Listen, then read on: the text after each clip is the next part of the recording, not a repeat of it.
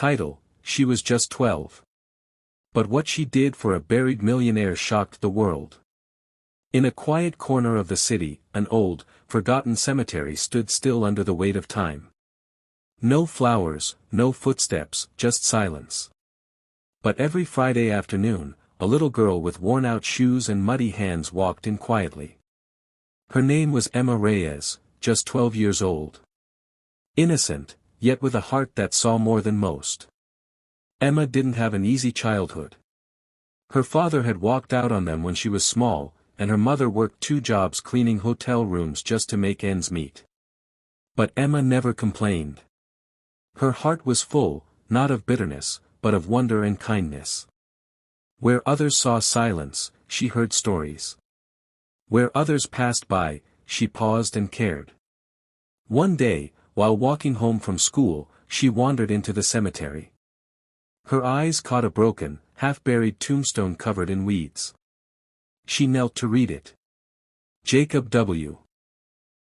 Langston, 1933 to 2021, here lies a man who gave everything away.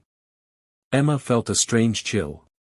That sentence clung to her heart like a whisper in the wind. From that day on, every Friday, she came back. She pulled weeds, cleaned the stone, and brought little wildflowers she picked from the roadside. She didn't know who Jacob was. She just couldn't bear the thought of anyone being forgotten, even in death.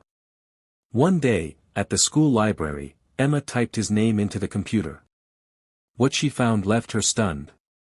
Jacob Langston, once one of America's wealthiest men. A self-made millionaire. A philanthropist. And yet, in the final years of his life, he vanished from the spotlight. Died alone. No one at his funeral. No tribute. Just silence. Emma began writing letters to him. Dear Mr. Langston, I don't know you, but I want you to know you're not alone. I think the world forgot you, but I won't. She folded the notes neatly and left them on his grave. For months, she did this quietly. Never expecting anything in return. Until one afternoon, as she placed a new letter by the tombstone, a man approached. Tall, quiet, and solemn. You come here every week, he asked gently. Emma nodded, her voice soft. Yes. He's alone. I just wanted him to know someone remembers. The man knelt beside her, placed his hand on the grave, and whispered, I was Jacob's lawyer, and his friend. In his secret will, he wrote that if anyone, without knowing who he was, tended to his grave out of pure kindness, they would inherit something special. Emma stared, confused. 2 weeks later, Emma and her mother received a letter in the mail. Jacob Langston's hidden clause had awarded Emma $3.1 million. The world was stunned. Every news channel, every newspaper, every social feed was asking. What did a 12-year-old girl do to earn millions from a dead billionaire? But it was what Emma did next that shocked the world even more. She stood in front of flashing cameras, trembling but brave, and said, I don't want this money for myself. I want to build a place, where no one ever feels forgotten. And so, the Langston Haven Center was born. A shelter.